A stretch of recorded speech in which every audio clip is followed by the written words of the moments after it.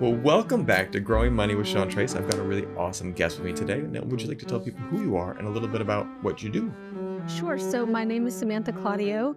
I own Claudio Financial, and I'm a financial coach. So I work with people to pay off their debt and increase their income so they can stop living in that paycheck to paycheck cycle. I love that. Talk to me about your background. How did you get into this? What were the things that got you started in this path?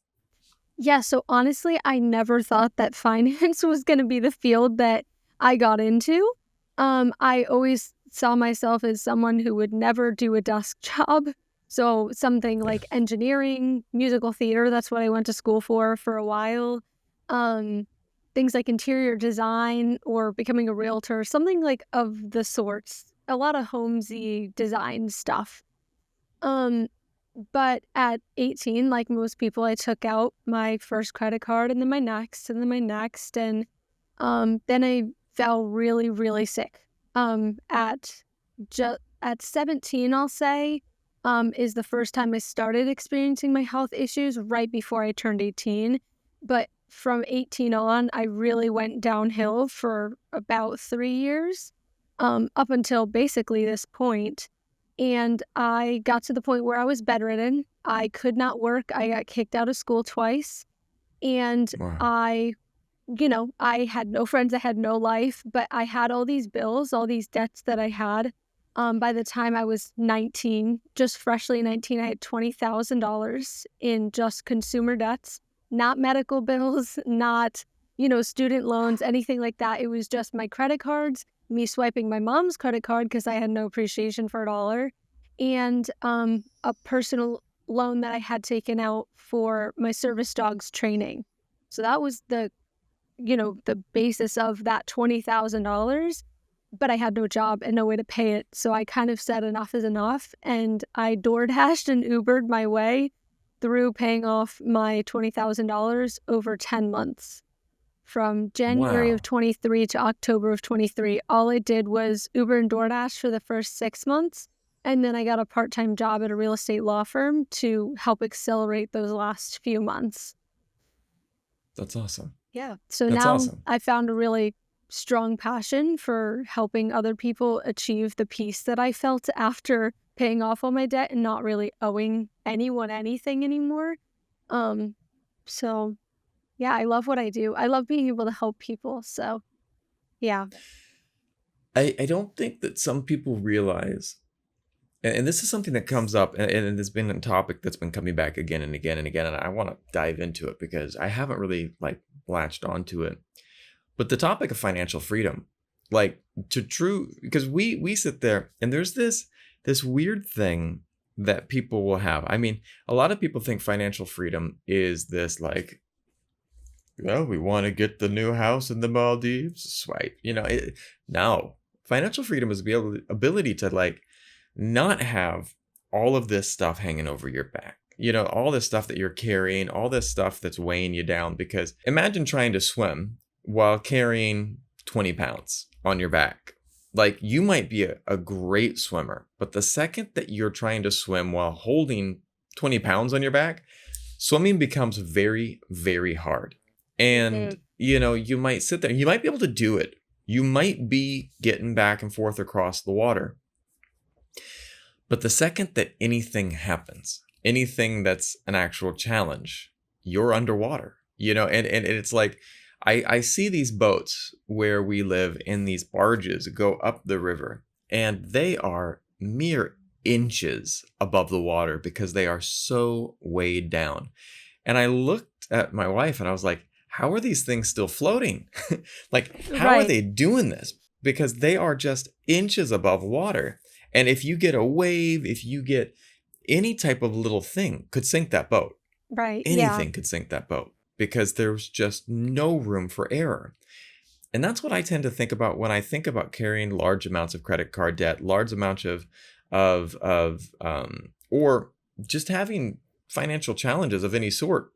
And you're not, maybe even not making enough money. That's another Right. thing that Yeah. I think that we don't talk about enough, is that sometimes people are having a hard time because they have limited themselves in a way and they're literally not making enough. Or you need to look at other ways to get separate streams of income, because Right. maybe there's stuff that you could be doing to bring in more. Maybe you have a skill that people would value and you don't realize that people would value that skill. Things you have to look at. Yeah, absolutely. I think one of the biggest things that is a challenge for people in terms of increasing their income and diversifying their income streams is sacrifice. Like when you're Oh, for me at least, when I was going through my, my debt payoff journey, my financial freedom journey, I'll say, is I had to sacrifice a lot. Like, I had every excuse in the world. I felt miserable all of the time. I was so incredibly sick. If I was not driving Uber or DoorDash, I was suffering in my bed, or I was in the emergency room or in a hospital admission. Like, I had every excuse in the world to not do it, right? But I yeah. just decided that I didn't want this for my life and that I was going to change that. So it's like, what are you willing to sacrifice? What are you willing to do to get to the point or to get to the place in your life that you want to be? And like Yeah. for me, I'm so content with my life now. Like I have up months, I have down months, but like I'm always okay because I've built kind of this fortress around myself where I have money in the bank. God forbid that I'm, get really sick again and I can't work for a period of time.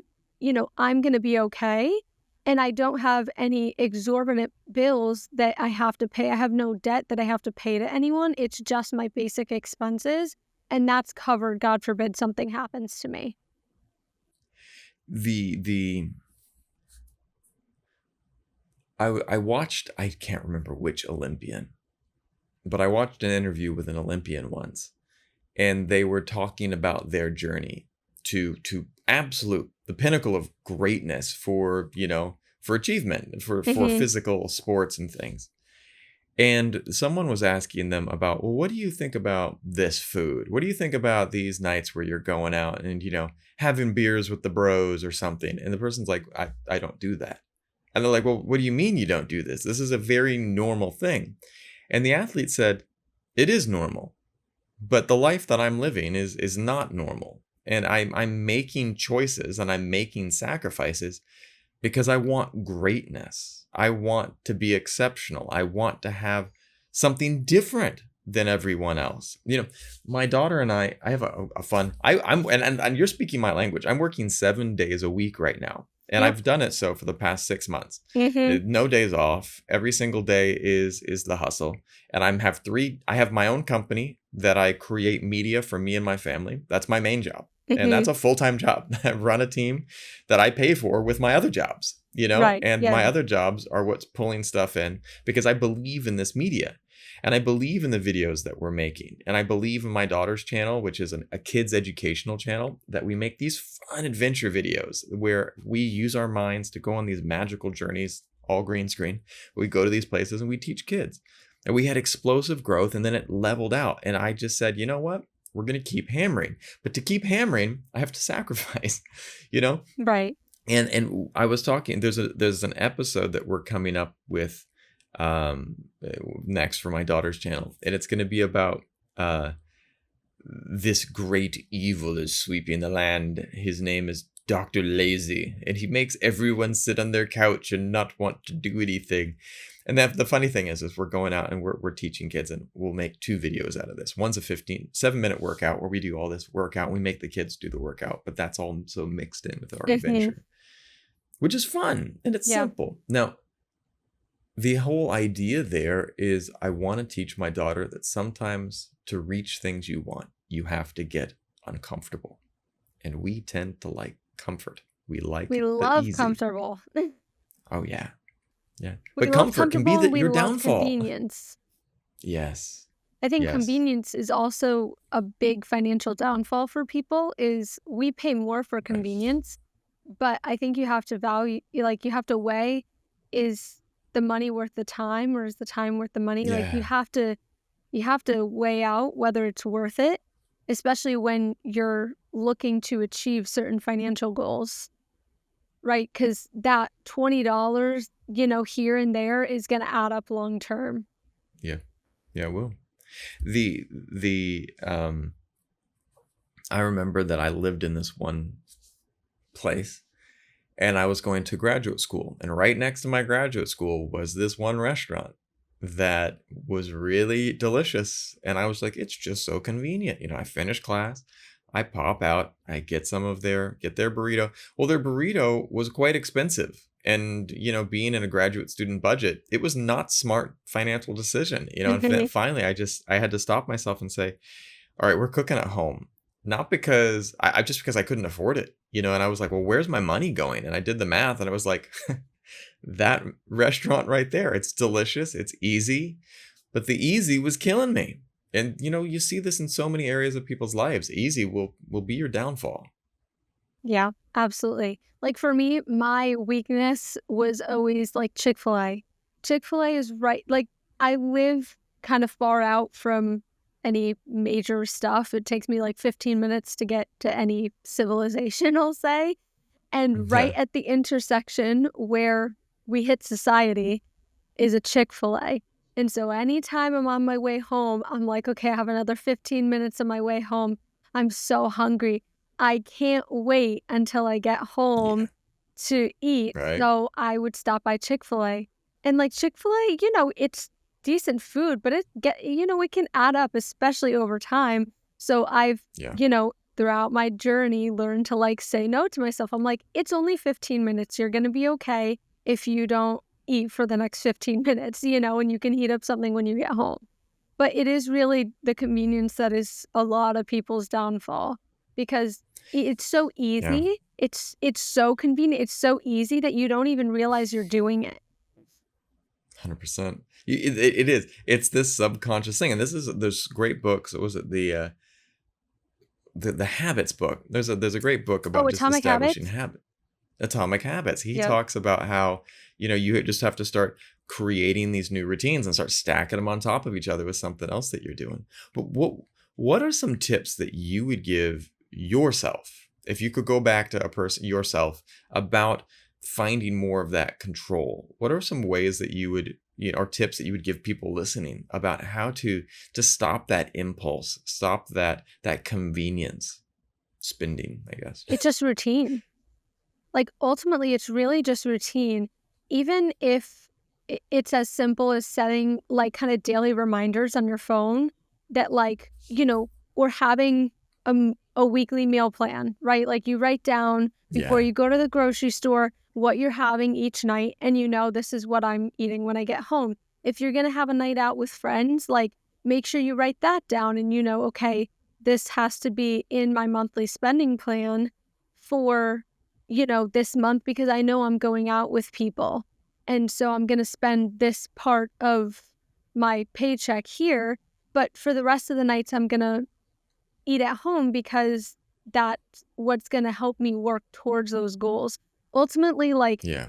building that habit is not easy. And it's really easy to fall back into old habits. But if you are consistently shifting your mindset and like implementing the positive habits that you want to achieve the long-term goal, then it's going to stick after a while, but it doesn't happen overnight.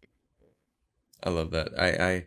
I've been eating healthy. I eat really healthy, but I was trying to eat even healthier because I had health challenges as well. So you were speaking to the choir because I got major issues before, and it was something that was a real wake up call to me when I dealt with my health challenges about finances, and the medical debt was ridiculous that I had to deal with, that I was able to pay down over time, but it was just tough. But as I started getting healthier, I developed food allergies. So I had to start eating healthy. But Okay. then it started limiting what I was able to eat. That was really tough. But lately, I've been able to add more foods back in, which is a huge win. And I'm absolutely loving it. And so one of the things that I do to make sure that I'm eating healthy every day is making sure that on my way back from dropping off my daughter at school, I school is attached to going to the market.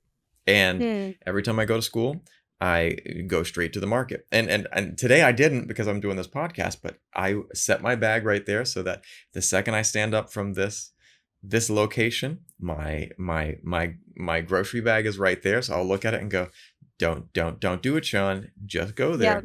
And I got just enough for that day, because if I buy for the week, I go buy for the day, and I keep it small. Like, what do I want to eat today? And it was, like they'd say in Atomic Habits, I was stacking those habits, and it helps to keep it in mind. And I think that for me too, the other thing that I pointed to there is I think it's really important for me, the baby steps, breaking it down. I've been doing this. I'm learning coding on the side because I've always been fascinated by computers, and I'm not great with them. But one of the things I noticed was that I had this huge project that I had to do, and it was really hard. Yeah. At least it was really hard for me. Probably a very seasoned programmer is going to be like, yeah, whatever, no problem. But what I finally figured out is I got my friend in and I said, I just don't understand this. And he's like, all right, no problem. Let's break it down. And as he broke it down into steps, he's like, do you know how to do this? I was like, yeah, I know how to do that. Obviously, I know how to do that. Do you know how to do this? Oh, yes, I know how to do this. Do you know how to do this? Of course, I know how to do that. And he just started looking at all these steps, and suddenly I looked up and the project was done. But I just hadn't framed it in the correct way to see these different steps to achieve something great. Sometimes we can have like becoming an Olympic athlete. Maybe I'm too old to become an Olympic athlete now, but I'm sure as heck could get into great shape if I had the steps to get to that level. Yeah. I can't go out and try to swim, like an Olympic athlete right now. But if I set myself up with a 1-year plan, after 1 year, I could probably do as many laps as they do, Absolutely. not as fast. Not as But I fast, could get certainly, there. but yeah, the repetition is there. Yeah. What other tools do you like to pull into your arsenal for managing money? Oh man. Honestly, it's very individual for a lot of people. Obviously, it's personal finance, it's personal, it changes situation to situation. But I would say 90% of it is just your mindset. Like I love that. I've had people who are just like, I want to make a change, but their head's not in it yet. Like they're Yeah. not mentally ready to make the change yet. And so Yeah. I can say to them, hey, like I would love to help you with this, but I just don't think right now is the time for you. And sometimes what Interesting. happens is when I say that to people, they kind of take a step back and they're like, what? But I think I'm ready. And it causes them to have to do some reflection into why did she say that? And they'll come back to me a few weeks later and they'll be like in such a better headspace. And I'm like, okay, we can start now. But your headspace was not, you weren't in the right headspace, I'll say, to get started, 3 weeks ago or 2 months ago. I've had people, even come back, 4 or 5 months later, and they're like, I understood why you said that now, but I'm actually ready to get started and make real change. So There was I love that. There was a really old movie, I think TV show called Kung Fu, and they had this actor David Carradine who played this character. It was supposed to be Bruce Lee. That didn't go to Bruce Lee. They cast this white guy, David Carradine, to play this main character. And that's a whole other story. But the TV show story was really interesting because the kid showed up and was waiting for the master to teach him. And the master's like, you are not ready. You are not ready. So then he left, or no, he stayed there. And like something like that. And eventually the teacher's like, all right, you showed me. You get it now. Like you get it now. And there has to be this readiness for anything, and I know in my own life, my mom told me, you should do this, you should do that. And especially as a parent, I remember being taught all these things. And now as a parent, as I'm, my dad, best example, when I was a kid, wouldn't let us eat sugary candy, wouldn't let us eat junk food. And why do I'm not allowed to eat all this? And now with my daughter, I see what some of the kids that I teach are eating, and like, I'm like, no way am I letting my daughter eat that, And I get it now. I was like, this is like really the worst thing that she could be eating and worst thing she could be doing to her body. but she doesn't get it the same way I didn't get it, Mhm. But at some point in time, I know she'll thank me, Yeah, well, I exactly. And like my mom always told me, you need to save your money. You need to save your money. And did I listen to right, her? Like, no. When I yeah, was 10 years old, I was going out and buying Shopkins in bulk. Like I would, like right, something like right, crazy like that. And I still have a giant bin of Shopkins in my garage and have not touched them in years. Right. So like right, should I have saved my money? Could I have saved my money? Absolutely. But did I listen? I was like, no, because like, what does my mom know? When you're younger, like, you don't yeah, understand that your parents have your best interest at heart. As you get older, then you start to realize, oh, that's why they said that. That's why they yeah. recommended I do XYZ. Totally. And there's one other thing though too that I love that you were pointing out. Should have I started saving my money at 13 years old? I've had people that I've talked to about personal finance like, when is the best time to start investing? At 12. 12, you can start putting money away. And I'm like, dude, do you know what I was doing at 12? I was staring at girls going, she smiled at me, and like any Yeah. money that I had, like, dude, no one's thinking about that. And certainly as parents, I mean, I get that advice, having parents starting to help teach their kids to invest, but I want to like get this level of in the personal finance community, I want there to be this level of forgiveness and understanding for people who did not have that upbringing, who do not have it together like that, because there's a lot of people out there, and that's the thing that I see with the personal finance journey. There's the people that have it together, and the people that are sitting there going, ah, the I want to Macaulay be Culkin, there. What, like, how do I get there? But they just have no right? clue. Right. They just have no clue. And there's this like this, and these people, I mean, dude, I respect you guys. You guys keep crushing it. You Right. guys, Exactly. yes, way to go. But I want to say to these people over here, you can be there. You can be there. Maybe you're not going to be Warren Buffett, but you sure as heck can make a dent and start creating the financial situation so that you're going to be better off than if you didn't take action. Totally. Yeah, like for me, come across so many people that are just so like terrified and they feel like it's too late for them. Like the Yeah. number of 50-year-olds that I've had come to me and they're like, I'm approaching retirement age and I'm terrified because I have nothing in retirement or I still have $100,000 in debt. And I'm like, you're going to be okay. Like it is never too late to start. But the Yeah. first huge step that you took was recognizing that you had a problem and you were 100%. willing to address the problem. Like you searched for help to address the problem and make that change so that when you get to retirement age, you're not looking up and you're like, oh my gosh, now I'm on a fixed income and I still have all these payments, but no way to pay them because I have this limited amount of money that I get every month. And it's not as much as I was making when I was working. Yeah.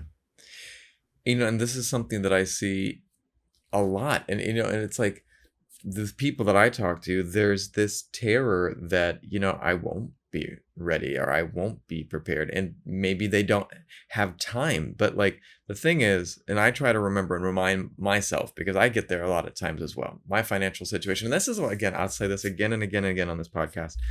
I'm doing this podcast because I'm learning. I'm righting my ship and I am in the process of getting things fixed. I am in the process of restoring balance in the force, however you want to put it.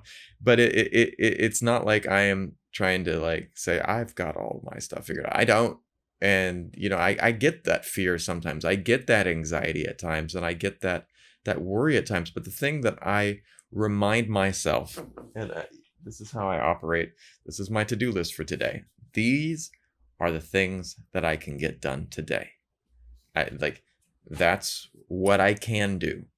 And I think that I'm a huge fan of Ryan Holiday and his modernization of Stoicism. And essentially one of the most beautiful things in there is they talk about the dichotomy of control. What can you control and what can you not? Because if you are having a problem in any area of your life, I promise you that there is something that you could do today that makes it feel better. Let's imagine that your back hurts. You are having back pain. That is not fun. Well, what could you do today to make it better? Maybe you could do some stretches. Maybe you could take a nice hot bath, use something. Maybe you could get a massage. Maybe you could get acupuncture. Any of these things could help the situation. But you know what won't help the situation? Laying in bed and complaining about how much your back hurts. It's not really going to fix it. I'm guilty. My back always hurts, but you know what I do? I go to the chiropractor and I'm getting massage on Sunday. So we're doing something about it. Exactly. Versus, and I think that's the most important thing for people to pull back into their finances as well, is that you have power over your finances and over that area more than many areas, because you have one powerful thing in that area that you don't always have in other areas. Choice. You have the choice as to what you're spending your money on. And I think that's a fundamental thing that people forget. Like, ooh, antique vintage video game. That looks awesome. Yeah, that's not a good idea. Like, that's probably not a great idea unless you have an arcade and that is what you're doing to make money, is to build for your arcade, because then in that way it's an asset. But for most of us, it's probably not essential. It's not a need. Cool. Yeah, of absolutely. Course it's cool. That'd be amazing, but it's not a necessity. It's not. And recognizing that, I'm writing a book with my daughter, and I started my last episode last week. I'm gonna do it, but essentially I'm gonna redo the format because the video didn't hit the way I wanted it to hit. But I got the idea from working with Teddy, who introduced us, and the idea of zombie personal finance, like all these things in the zombie world, and like, all of these different tools that are kind of like your superpower. And, the first one is literally your wants versus needs. And, and I'm starting to build out all of these other different personal finance ideas that are playing out in the zombie world. And my daughter is the main character in the first part of the story. And I'm going to do these stories while she's sitting next to me, because she's going to be like, what? I just stabbed someone in the head. I'm like, yes, you did, but they were a zombie. But the idea being, there are these, we look at personal finance tools as very mundane. A budget, wants versus needs, spending tracking, but the reality is they're like superpowers. They really are a superpower that if you can harness the power of the budget, you too can shape your future. It's like the budget is like Thanos's glove, Yeah. Well, let's talk about the budget too, because a lot of people have an issue with the word budget. Right. So, like, in my head anyway, I almost, I'll use budget at this point in time. It doesn't bother me. But what I like to use with the people I work with is actually a monthly spending plan. I don't know if you caught it earlier. I said a monthly spending plan. You did. And I say that because the word budget in so many people's mind feels so restricting and feels like I'm not allowed to spend money, when it's so opposite of, it's like you're allowed to spend money. It's just telling your money where you can spend it. And so I like the concept of monthly spending plan almost better, because for a lot of people, it's like, it's a monthly plan for me to spend my money. And so I love that. It feels more freeing and like kind of allows you to spend, where a budget can, in a lot of people's mind, feel very constricting. A budget is like, when I think about budget, I oftentimes think about, this is where the fun goes to hide, and it's like, that's what, it's like, and that's one of the things I was talking with my daughter, and I was talking about the concept of a budget. It's just like, this is your attack plan. And I was talking, kind of, my budget is, hey buddy, let's get going. Let's have some fun. And it's like, buddy, let's get going. Yeah. Sorry, it was a bad joke. I'm trying to be punny and failing. I'm a dad. Dad jokes. It's dad jokes. It's classic. It's a thing. Yeah, right? My daughter now has mastered the side eye for all of my bad puns. And I'm just like, it has begun. The teenage years she's are reached the coming. age. She's 8.5, and the side eye has has the power of the side eye is growing. Mhm. And so yeah, I got to do what I got to do. Keep honing the dad jokes to Yep. keep my superpowers up. But you're so spot on. Like the idea of reframing something from a negative into a positive, and like a monthly spending plan, you can change it to say, all right, this is your monthly spending plan, and this is the positive that will come from that, which I think is also an important thing that people need to focus on more. It's not just that you're restricting, it's about, well, what's the goal. I love the reframing things with a personal finance goal, or personal finance into a fitness like mentality. Like Mhm. you go to the gym, and let's be real, going to the gym is not always fun. It is painful. I know there's people like, yes, I love this. That's not me. I'm sitting there going, we got one more set and then I can go, man. But I like feeling good after the gym. Mhm. Well, I just recently started getting back into the gym, and I think this kind of goes back to the health stuff, but also the mindset stuff. Is I was in the mindset of having every excuse that I was too unhealthy and could not go to the gym. I think Yeah. today is day 93 straight in the gym. I have not skipped a day. And Rock I on. have since, going to the gym, come off of 13, we're coming off of my 14th medication since going Hell to the yeah. gym that I've been taking for the past 3 years, Way to which is go. absolutely insane. But going to the mindset, it's it is not easy for me to get up at 2 o'clock every morning and get up and get ready and go to the gym so early, but I do it because I have a goal in mind, right? I have a reason Yeah. why, and my reason why is it's either go to the gym or take 14 more medications, right? But for other people in their personal finance journeys, it's like you have to find your reason why. Like, your goal Yeah. is your why. So, like, if you wanna buy a house, you're like, "Okay, I'm being disciplined and I'm, you know, sacrificing these things for this long-term goal," right? Because I wanna Yeah. buy a house, I am skipping out on going to Chipotle today, or I'm skipping out on getting my Starbucks this morning. Like, you have to remind yourself constantly of why you're doing things, and that really helps with the mindset of staying motivated to continue on. Yeah.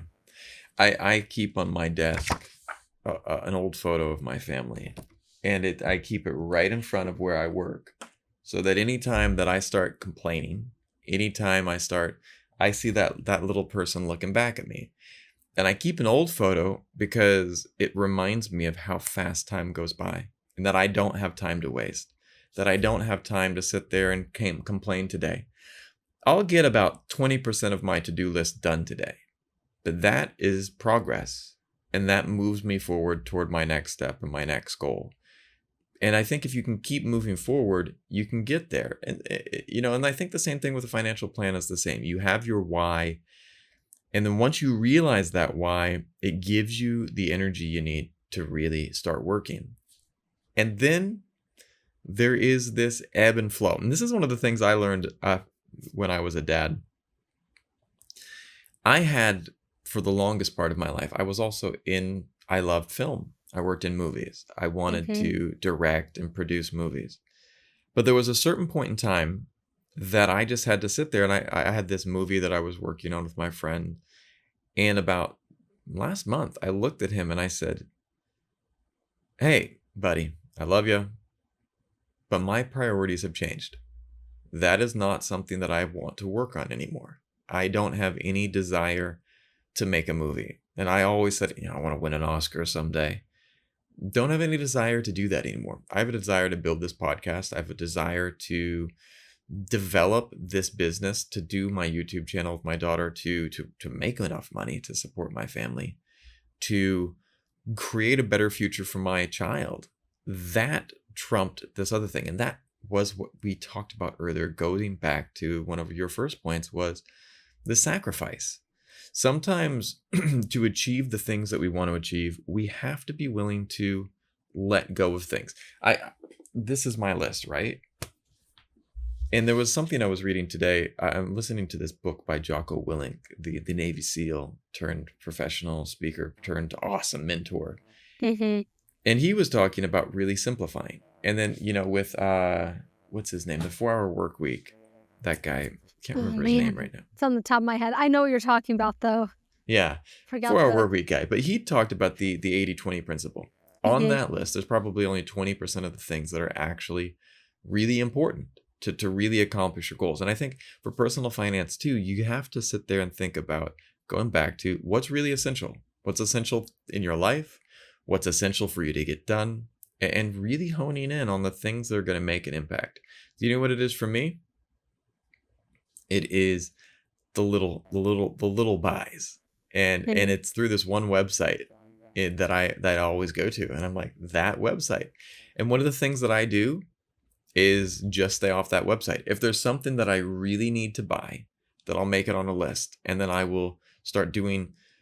Right now I need new shoes, but I don't need anything expensive. I would like a pair of Converse high tops, something that is medium, could be a little bit fashionable.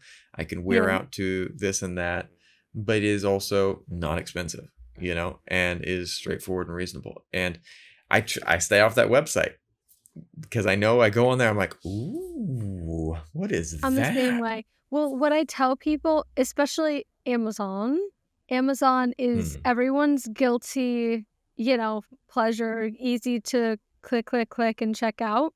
And so what I tell a Yep. lot of people is actually just log out and, Yeah, that's take a good one. remove your credit cards or your debit card or whatever off of, like, don't save it.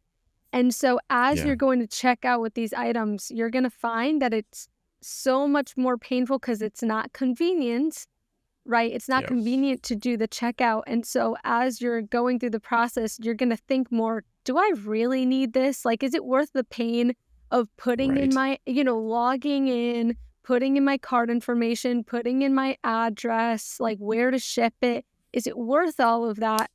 Like, do I want this that badly? And a lot of times the Yeah. answer is no. So that's my 100%. one little But life hack for those little mhm. spends is just log out. When you have that one tap pay that they have on there as well, Mhm. it is, I that one I have like, we are disabling that. We are making sure we don't use that because it's like one tap pay, and I'm just like, ooh, ooh, Ching. There goes my bank yeah. account. It is, and it's so true. And I think that is because it's so convenient. And I think that's the idea. Going back to the point about convenience and talking about Chick-fil-A. That was the whole point of fast food. Why Mhm. is fast food fast? Because it's convenient, and you're more likely, think about it. You go in, you're driving home from work, you're tired, you've got 15 more minutes.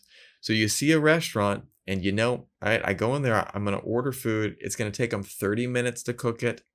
You know, well, it's better for me just to go home. So that was the whole point of fast food. Well, no, food is always ready. It is always Yeah. there. You go in, your hamburger's done in 3 minutes. It's like, wow, wow. You drive around the It's building so and your much. food's ready for you. Yeah. 100%, right? You just go through, and it's just this perpetual thing.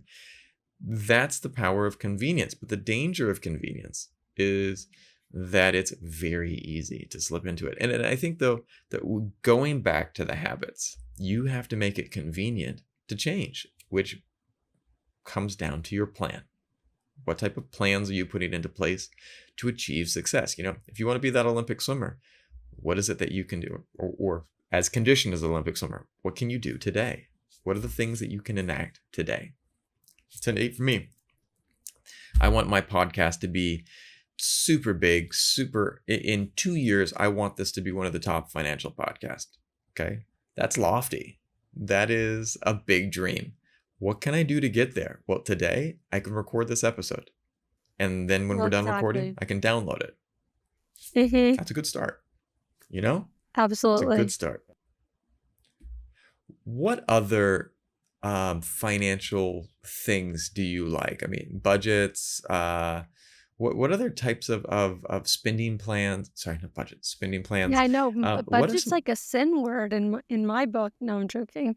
Yeah, But no, I appreciate that. I said it again, then I was like, ooh, spending plans. I know What I other do that to myself tools? too, because budget's, it's shorter. So like I still have to Right, shift my mindset when I'm talking very fast from budget to monthly spending plan because it comes so automatically because they're so right. interchangeable. What are some other tools that you like to use for people or for yourself? I think transparency is just a huge thing, like effective communication. Um, that is huge, whether you are working with like an accountability partner or you're working with like a coach like myself or Teddy, whether you have like a spouse that you're going through your financial journey with, like being open and honest about like where you are and where you want to go is so important. I have Yeah, had clients that I've worked with for months that I found out in like after months of working together that they were not being completely transparent about what they were doing and where they actually were financially. And so I kind of had to draw a line in the sand and say, I can't work with you if like the process only works if you work it. Right. And that yeah, goes for whether you're working with a coach or you're doing it on your own. Like you you have to put in the work to see the yeah, change. And so being open and honest, even though it sometimes is really, really hard because we feel inherently as humans, like we are embarrassed of our mistakes and it's hard to be transparent about that. But there's no shame in making mistakes. Like we all make them. Even I still make mistakes. I still screw yeah, up on my monthly spending plan sometimes. Like I, still stop by Chick-fil-A when I know I shouldn't, right? But we're human. It's inherent that we're going to make mistakes. And so being able to like open up and be honest about those kinds of things is so, so important, whether, again, whether you're working with a coach or you're doing it with your spouse or you have an accountability partner, people can't keep you accountable if you're not being honest. yeah. I think that and again, coming back to the personal fitness and wellness, it's like one of the first things that you got to do is, so if you're working with a personal trainer and you're like, yeah, and they're like, how did you eat this week? It was great. Yeah, Great. I ate salads the whole week. In fact, it Salads wasn't all it, it week. wasn't romaine lettuce. It was kale the whole week. Yeah, kale the whole week. Why does kale kind of look like Krispy Kreme? It's like Mhm. I don't know what's happening there. Don't have any idea what you're talking about. Yeah. The reality is like you're not going to get the results that you want, and it might feel good because you might feel less guilty in the moment, But the reality is you're not helping yourself, and I think that transparency is it's really important because it allows you to see things as they are. There's this great scene in this one movie where this character um is has this growth here, Mhm. and these two doctors are going on a cross country trip, and they stop by, and one guy was like, let's tell him we can treat it from some herbs in his garden, and the other friend was like, he needs to go to a major city and get a full workup and a biopsy done, like. And so guy tells him, and the friend's like, why did you do that? Why did you do that? You just ruined the night. This guy got freaked out, and now we don't have a place to stay tonight. And the guy's like, because it was the truth. Because by looking at that problem, he's going to be able to find a solution. We might have saved his life right there, you Mhm. know?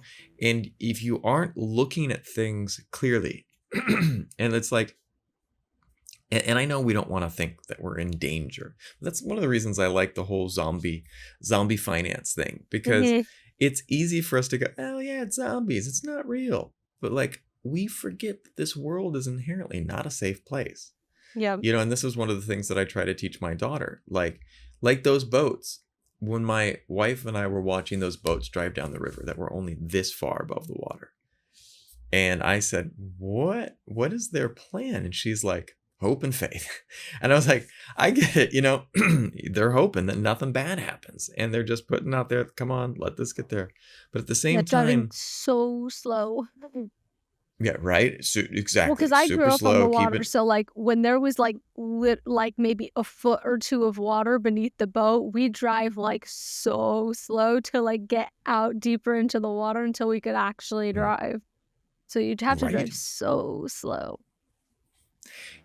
And you're not like, it's tricky because you have to see, but there you knew that the water was shallow. You knew what your situation was and you were able to plan for it.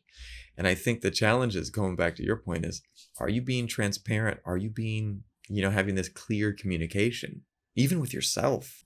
Yeah, it's just that if you can't be honest with yourself about your situation, like nothing is going to change. Yeah.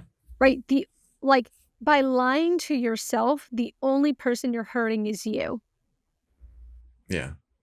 This is something that I was looking at. Like, I've lived overseas with my family for a long time. And there was one of the things that I had this realization, that I looked at my wife and I said, I make too little money. And she's like, what do you mean? And I was like, well, just being here in this job market, I literally don't make enough to make a dent in what I need to. And that was when I had that realization, I was like, that was when I said, okay, well, I need to find more work, or work that pays better. Mhm. And it allowed me to grow as an individual. And stepping into this new job, it was, I'm not going to lie, it was scary. It was scary to try something new. It was scary to go and have this new side hustle. And I almost quit the first weekend. I was just like overwhelmed, and I was like, I almost stepped out of it, but it was a game changer for me. And now, as that gig is ending, I'm looking to slide into something else. And it was like, but it was this transparency and this willingness to have an honesty with myself, that things were not as they should be, and that I had the power to make a change. I Mhm. had the power, but it was one awareness that I could be doing more. I could be making more. Absolutely. Yeah. And I think right recognizing that and taking action to change that is huge Hmm. because a lot of people will be like, I don't make enough money, but what do they do about it? Right? Yeah. I think a lot of I think the mindset that kills a lot of people is that everything happens to them. It's that victim mentality. And I actually just talked Yeah. to someone the other day who is very, very stuck in their victim mentality. Um, but right, you are responsible for the choices that you have made. Like you are solely responsible for the choices you have made. If you got student loans at 18 years old, I'm so sorry that they do that Yeah. because I think that's criminal that they loan 100%. hundreds of thousands of dollars to 18-year-olds who have no clue what they're signing up for. However, you did sign the piece of paper. So it's Yeah. your responsibility to fulfill your Figure it end out. of the obligation, right? I think, and again, this is a very controversial view, right? But to me, people who are like waiting for government assistance, it's like your balance is only growing while you wait. But at the Yes. end of the day, it's still your responsibility. So when This is sorry, go ahead. No, no, go ahead. Please continue. Yeah, I have just a great analogy for that. Yeah. So, you're solely responsible for the decisions that you make, and you're solely responsible for making changes to get out of the situation that you have created for yourself. This morning on LinkedIn, I saw someone post about that, and I jumped into the conversation. And the guy was like, "You are the only one responsible for your situation." And into my head popped out, and I'm just like, hypotheticals. Like, what if you're driving? Let's imagine, and I commented on this, and he was like, I like that point. But imagine you're driving down the street, and someone is looking at their cell phone. They veer off the end of the sidewalk and hit you. Okay, breaks your leg. That is not your fault. Mm-hmm. You are actually, in that case, the victim. You're laying in your bed with a broken leg. All right? Bad things happen to you. Okay. It's your choice how you get better. Because in life, things are going to happen. And you can lay in that bed and go, woe is me. Why is my leg broken? It ain't helping you getting back to your feet, you know? And that's the thing. Like, things are going to happen. I have a mountain of student loans. And it is a painful reminder every single day when I see that statement. But what I'm doing is I'm trying to proactively build things that are going to pay that down. And I'm doing and taking the steps to start going at that, because the reality is, I agree. I think it's criminal. And when I was in school and when they were selling that to me, man, made it seem like it was going to be easy. Oh yeah, take out the tuition. You know what? You also need to take out the housing. Don't forget that. You know, and I'm just like, cool, great, yes. And then the And you program want got some longer. spending money so that you can live You and but do. You yeah, need to take care of criminal. yourself. Absolutely It criminal. And I can sit there and go at them for days. I can go off on the whole system for days, but it doesn't help me pay down my debt. It doesn't help change my situation. We will all have things. There's Admiral William McRaven, great Navy SEAL commander, has a great book called Make Your Bed. And it came from a graduation talk he did. But in that book, he talks about how once they were going skydiving and his main chute didn't open, there's something happened. And his two chutes, one chute got wrapped around his leg and something else happened wrapped this way. And when the chute opened, it pulled one leg this way, one leg this way, and it separated his pelvis. And he was laying there in bed and he had emergency surgery. He was in bad shape, Oh, like I'm really bad sure. shape, Yeah. super bad shape. And they patched him up, but he's laying in bed, bedridden. And luckily the people around him, like they were looking at discharging him. He was in such bad shape. But one of the people that came, and I believe it was his wife, that came in and said, you know what? Time to get up. Time to I know you're in bed, but get your attitude together. Get yourself straightened away. And then every day he started doing the simple things, making sure that, you know, even though he was bedridden, he would make his bed look nice. He would try to get things going and try to take control of what he could take control. And every single day he kept pushing more. Now, fully normal, fully able-bodied, like it didn't even happen.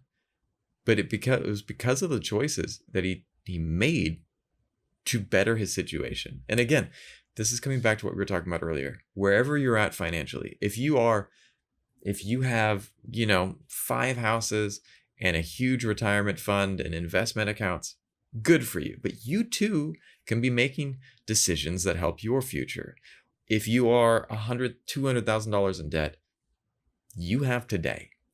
What are the things that you can put down on your list today to make your day better, to make your life better, to make your finances better? Because there has to be something that you can do. Absolutely. And I think that kind of goes back to what I was saying earlier was you can have every excuse. You can find every excuse to not get things 100%. done. It is your choices that define your future, right? You make the choice to either grow from where you are or stay where you are. Yeah. But ultimately, it's your choice. Triple chocolate cheesecake. Healthy meal in the gym. They're going to take you different paths. And there's even the healthy balance. Like you can have both as long as you're prioritizing what your goals are.